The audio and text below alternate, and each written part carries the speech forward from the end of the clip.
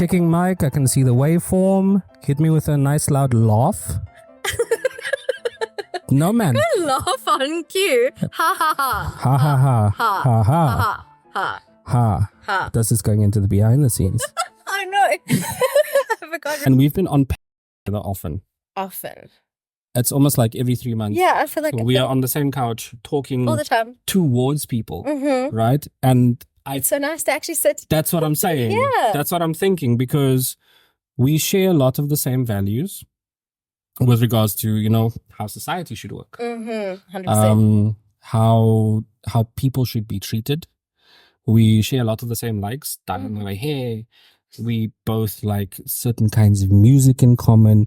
We both like anime and true crime. So it's nice to actually sit and have this kind of dialogue. Yeah. I agree. So I want to start. Tell me. Since you won this year, but you know the project and the content that you won for is rooted in pain, right? And I'm gonna go for the deep stuff quickly. Go for it. And then we'll get to it. We'll get where we need to be. Throw me in the deep end. Let's do it. But you won this year because of your work against gender-based violence.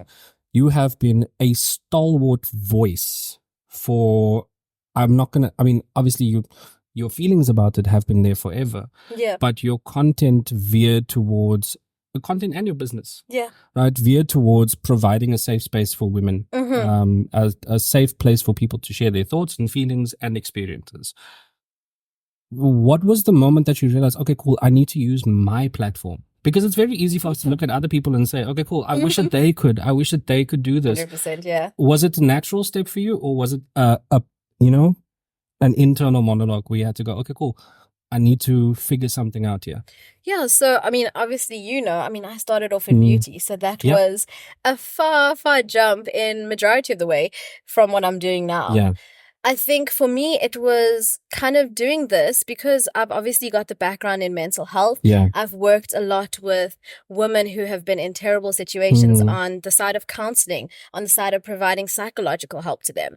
I think for me, it was a natural progression of kind of bringing more of my authenticity into what I do. So for me, it felt almost like a natural kind of flow to kind of move away from something that wasn't resonating with me in the same way, and actually taking the conversations that I have with friends, the conversations I have with my partner, and bringing those into the forefront and letting other people engage and actually be a part of those conversations. So for me, it kind of just started off small. It started off covering one case, then getting feedback from that, from people saying, wow, it's so important that I hear this narrative. I've never heard about this. Yeah. I didn't know that this happened to this person, etc., etc. And from that point, realizing that there was a space to actually remember narratives that have been forgotten. And for me, it's mostly about sharing people's stories that you don't really see when you open a newspaper. Well, no one really opens a newspaper these days, but when you scroll on your phone, you don't really see these people's stories. And for a lot of their family members, it feels like they've just been forgotten. So I think for me, it was really important to showcase that. And I think it's just always getting the messages from families, of those people, those narratives that I share. It's really just drummed the fact to me that I'm doing something that's important. And that's what keeps me going. Even though it's really difficult at times, it can feel very heavy. It can get a lot because you feel like there is no hope. At the end of there's no light. But for me, just getting one of those messages from someone saying thank you. Yeah. Like this morning, on my latest video, I had a message from the sister of the person whose case I covered, and they said, I just saw this video and thank you so much for giving her the honor and the respect and for remembering her in this way and for sharing her story to everyone else. And that I can't describe how that makes me feel. It's such a fulfilling feeling at the end of the day. So I feel like it's almost selfish in a way because I really enjoy bringing that kind of feeling and happiness to someone else's existence in the light of such a dark, depressing, horrible thing that's happened. So for me, I think that's kind of what keeps me going, and that's where it's been at. I think that also for a lot of people that are the family members of victims, or perhaps a victim themselves, somebody that survived, Yeah. it might be when you go and you say, okay, cool, I'm going to tell the story, that person might not have the mental capacity yet. 100%. They might not have the energy just yet to actually go and tell that story. And I think, as much as I don't, I've got a beef against mediums, and I've got an ongoing beef against mediums. Okay. Every Halloween there's one of my videos just goes viral again, and but the point being, I often see the other side of it. Yeah. With somebody going to a medium or a counselor, and I think that in a way you're carving a new path for people to have catharsis, for people to actually have that spiritual or in it, what do you call it now? Energetic outlet, psychological outlet. Does that not get taxing for you?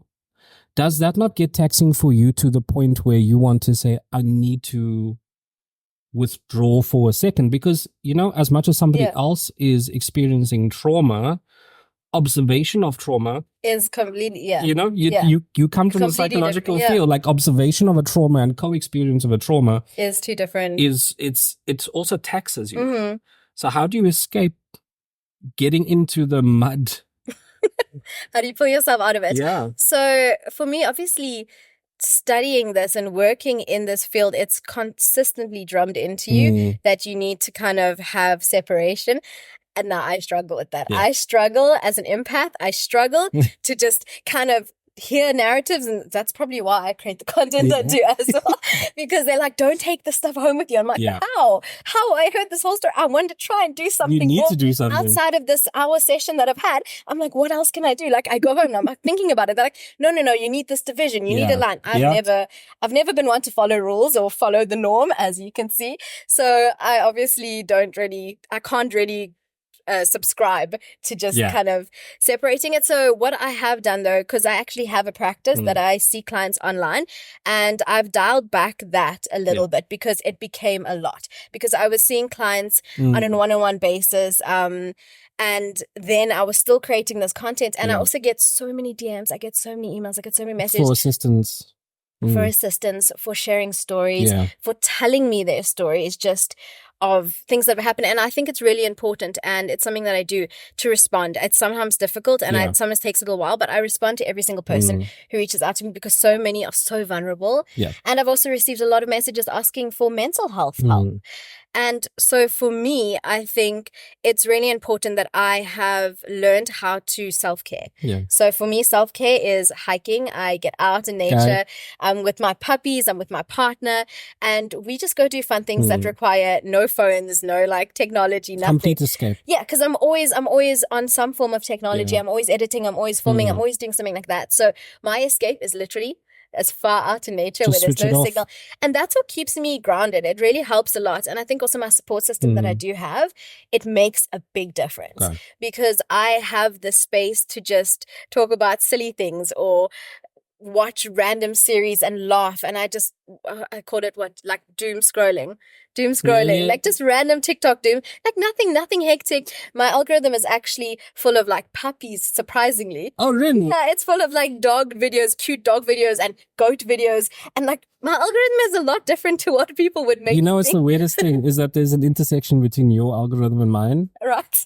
Goat videos. Right. I'm gonna get a goat tattooed on me. I thought you said you were gonna get a goat. No, I was like, I'm there. No, that's my dream. That's my dream. Oh, I'm there. I'm gonna work hard and buy a small plot of land so that you can give the goat the life it deserves. Have you heard them? Have you seen the eyes? My algorithm. So, I need a goat in my life. So where's the goat tattoo going? Somewhere here. Okay. And what are we thinking? Like what kind of goat? I don't know yet. I'm not a mountain goat because I found out that they're not real goats. What do you mean they're not real goats? They're not real goats. What are they? I can't remember. Some kind of ungulate. That is wild. I can't remember what distinguishes. I'm going to go look that up now. No, the ones that crawl on the mountain? Yeah, and they're just like... Yeah. They're not goats. They're they're closer to deer and what's the thing called?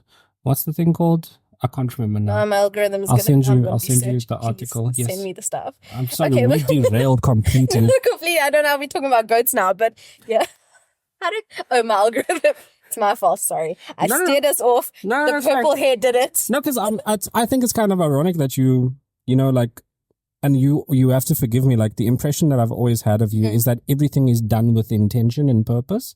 So to hear you saying, "Oh yeah, no, I jump into the doom scroll," is surprising and slightly ironic for me, because I've always thought, oh no, Bella does, when she does something, it's like, no, there's purpose. She's not going to go into something that's everything was always planned, like, and that's how I used to be for a majority of my life. I was always very planned. I was very meticulous about everything I did. And ironically, my partner is like the complete opposite. Okay. So he loves to just do things spontaneously. And chaos. And so it's balanced. It really has, because I am always like very organized. And so I've kind of adapted. He's kind of learned from me and I've learned from him. And it's been a great kind of journey going forward, because now I'm a little bit more spontaneous. I'm a little bit more like, it's okay, I don't have to work all the time. I used to be a workaholic. Like, I would feel so bad if I wasn't doing something. I wasn't able to just sit and watch a show that was some random show and just watch like 5 episodes of it, because I felt like I needed to be doing something else. I could do something more productive. To give yourself a timer, like, okay, cool, after X amount of time, I need to be doing this. 100%. So I was never able to like switch off and just enjoy things. And the more I see him doing it, and the more I see him being able to just enjoy something and just enjoy it for the moment, living in that moment, it's really been so amazing for me to be able to actually be like, okay, that's something I can actually try and do. And I've started doing it, and it makes such a big difference for my mental health, just for me to unwind and switch my mind off. So important. So especially with the content I'm doing, it can be so easy to just live in that space 24/7. Because you can't really detach yourself from what you create. I think a lot of people don't maybe they understand the idea. Yeah. But I don't think people know in real terms how difficult it is for you, whatever kind of creative you are, whether you are a musician, whatever you do, it is so difficult to step outside and be something other than that, or be seen as something other than that. And the thing is, the irony of it all is, if I didn't feel anything for it, I would not be doing it. So it's almost a catch-22. Like, I care too much about this thing, and it might be hurting me long term, but you really care about it. So that's why I've had to kind of figure out a way, because it became a lot. I was creating long form content, which took days to research, to edit, engaging often with family members to have those conversations about things, which in themselves are some of the most traumatic conversations I've actually had. And although I have the skills and the knowledge to deal with those conversations, it's a lot. Like I said, I find it very difficult to separate myself. And that's why, in a way, I feel like the content I do share, it's really helpful, because I am not able to just do it from okay, I'm reporting on this and this and this. I actually feel, so that helps, I think, in a way, helps my content to come across as more understandable and be received better also by my audience. There's also definitely a sense of authenticity when, you know, like, I'm in a few, like, you know, like TikTok help support groups on Reddit and these places. And the thing that gets me so often is that people go onto a forum, like this last 2 weeks, I've been noticing this trend on Threads, and it's just like newer content creators, and they're like, hey, I want to connect with this person and that person in this city. Let's make content together. And my thinking is, why?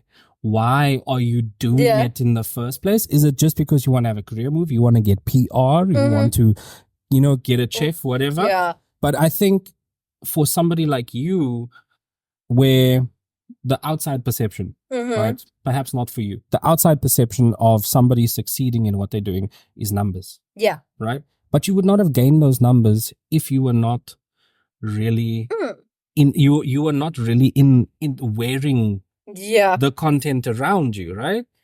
I think it's, I think I agree with that. And I also agree with your idea and question, you know, why people get into the content that they do.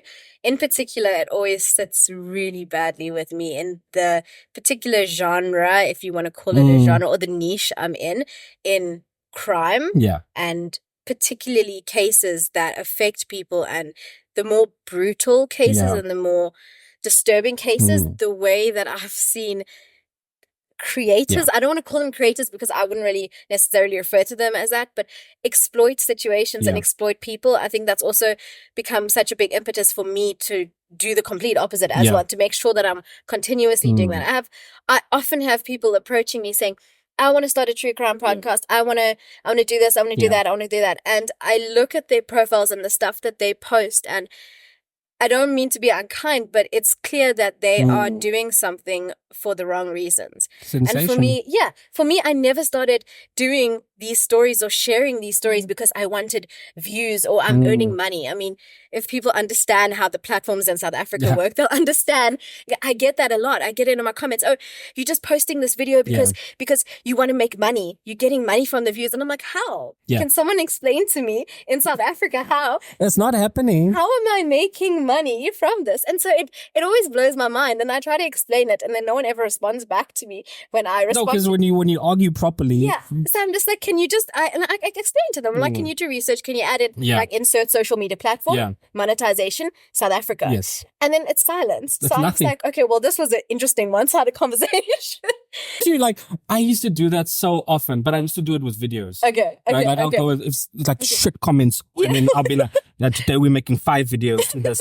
But don't you just feel like so cathartic. Like afterwards, it is so cathartic. It's done now. It's like, this. Yeah, so like I don't do it for every single one, but sometimes there'll just be that one person that just completely just something about their profile picture, something about their username, something that the way that they said what they said. Because I'm totally open to like having discourse, having debate, having like a nice conversation. Like I'm there, but you need to be respectful. Like if we can respect each other, I can respect you have a different opinion.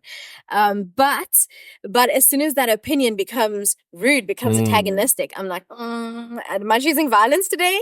I don't often choose violence, but when I do, I choose violence, and then they never respond.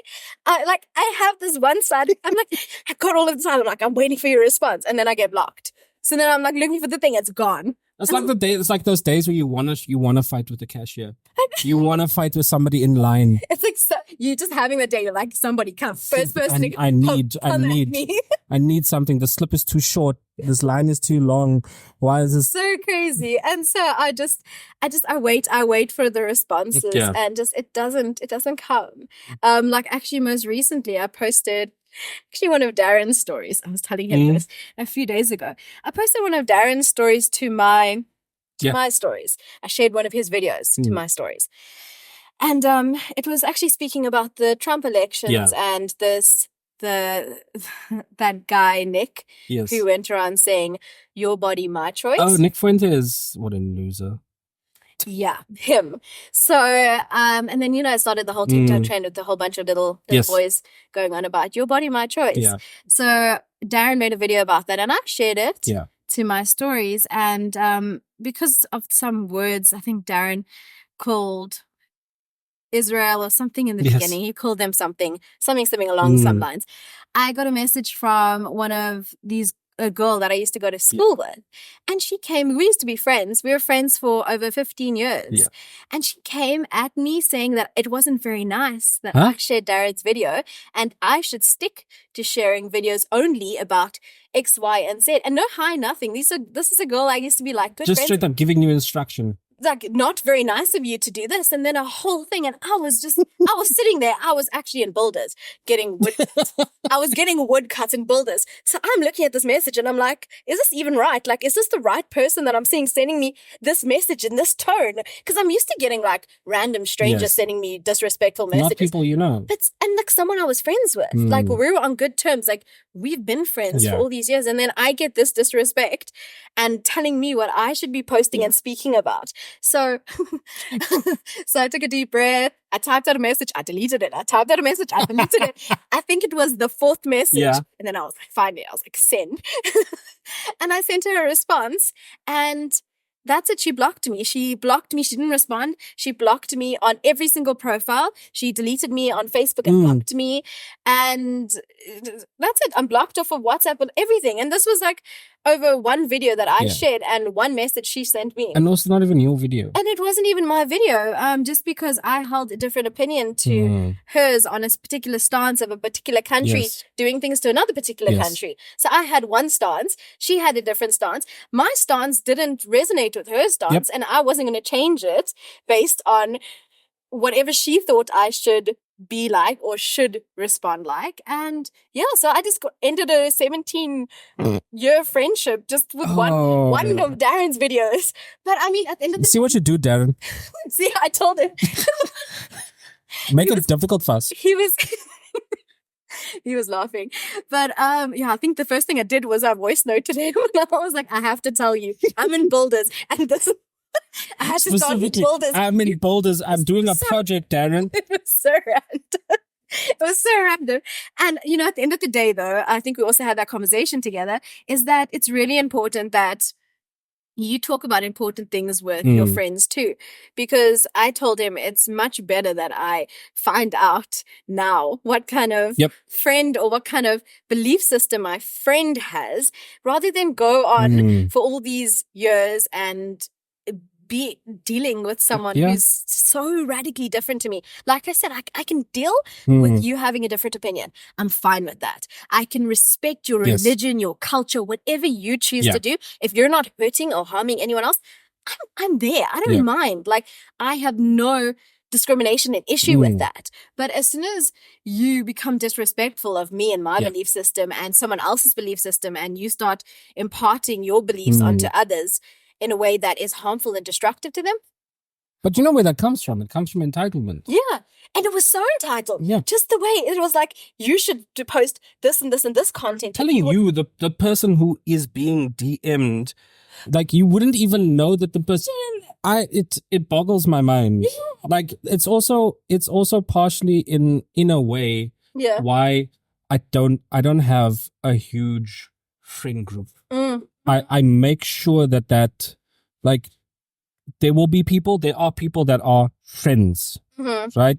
But if I'm going to introduce my kids to you, I need to vet you. I need to figure you out. I need to know who you are, and it's not to say that you have to 100%. Our belief systems do not have to cross over 100%. I'm certain that there are things that you feel that I don't feel, right? Yeah. But can I at least listen to you? Exactly. Like, when if I'm around you, can we sit and we can have a conversation and we can say, okay, cool, I disagree, I'm sorry. Are you comfortable with your kids being around whatever discourse is going to be discussed with? So that's usually my because they're so, because this I mean, I'm sorry for going kind of sideways, but like, it's so important for me because they're both young men in the making. Do you know what I mean? It's so important. They are both young men. What they're surrounded by and what they're being exposed to. The one's 10, the other one is 8. They're going to... It's crucial ages as well. You see, so they're going to a school that is, number one, previously predominantly white. Okay. Right? Yeah. So socioeconomic circumstance around that, there are certain things that are the standard. There's a language that's the standard at the school. There are skin colors that are the standard at a teacher level. Yeah. So now... which friends are you surrounding yourself with?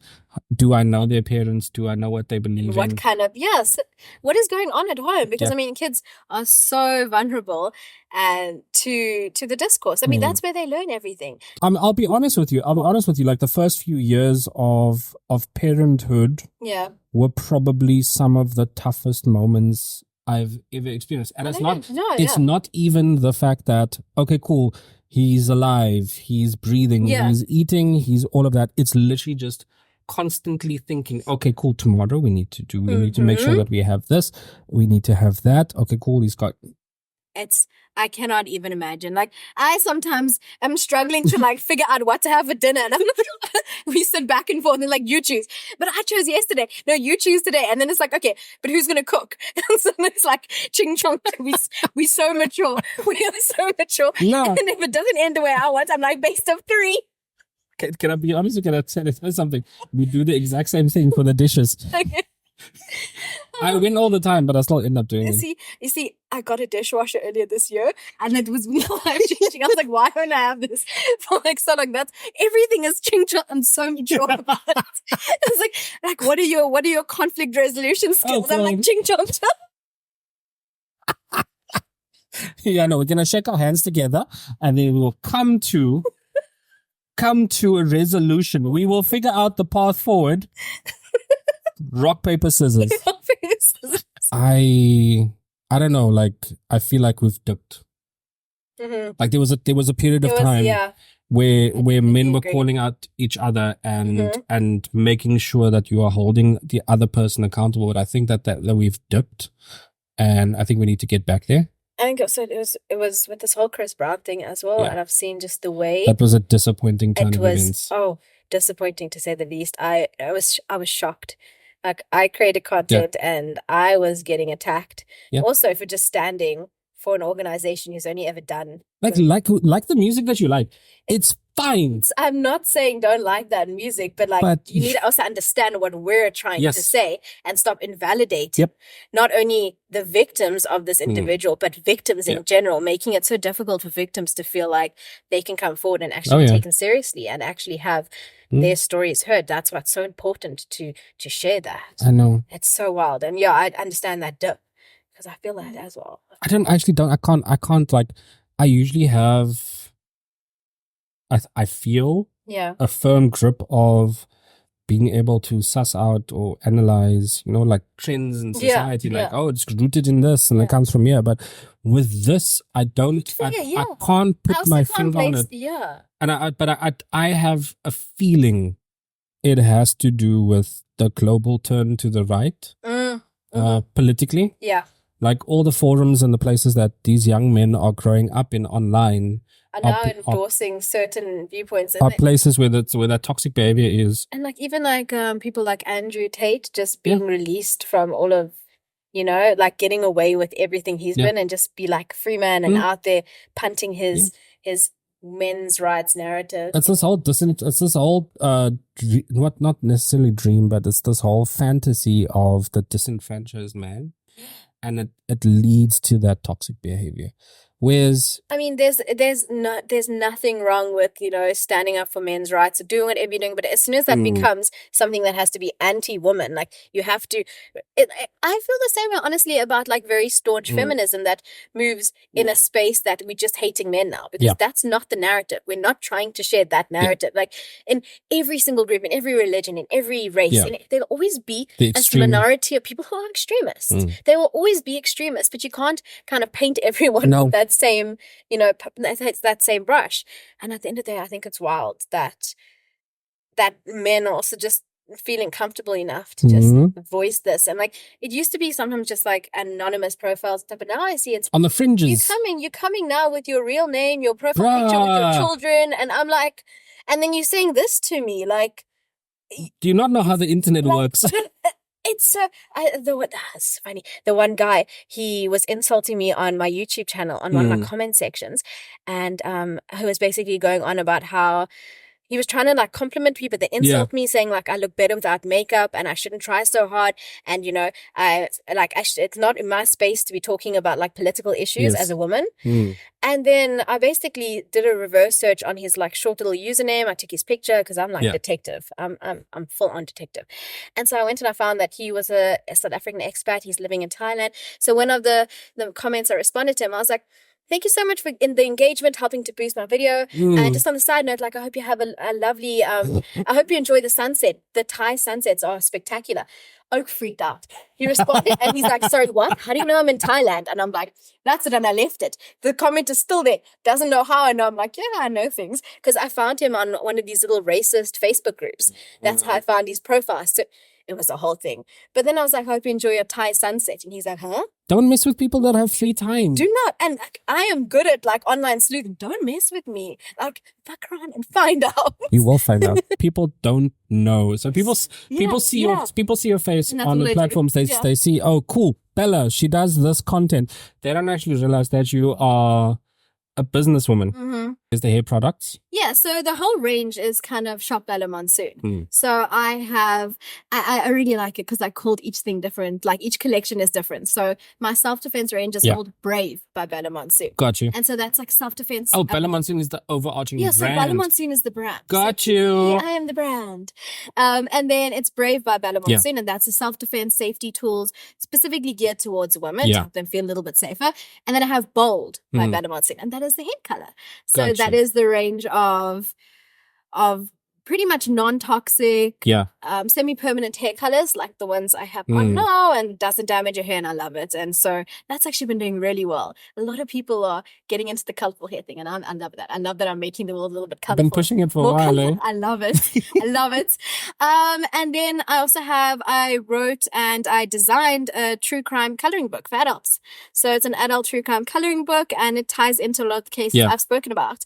And that is part of my book range. Books by Bella. You see, I love that you have, this is maybe like going back to newer content creators, to newer people moving into the space, is that what you do on screen does not have to be the only thing 100% that you do. Like you can utilize your space into actually building a brand for yourself. Turn your platform into a brand. Turn your creatorness into a brand at the end of the day. And your brand can do whatever field you're in. I mean, if you're a dance creator, then it could be hosting dance classes. If you're an artist, it could be creating works for purchase. I mean, in this day and age, it's so easy to also set up online platforms. So you can actually do that. It's no longer, there's no long walk towards like getting a business started. You can, I mean, how much is it? It's like 450 Rand or something to register a business.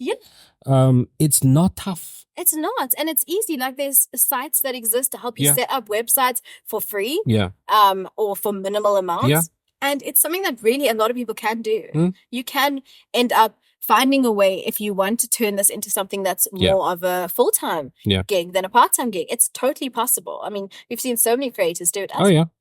2025. I said it in the previous episode. It's like we're in the pinky toe of the year. That's so funny. Actually, I feel like I heard my son say it and I just absorbed it.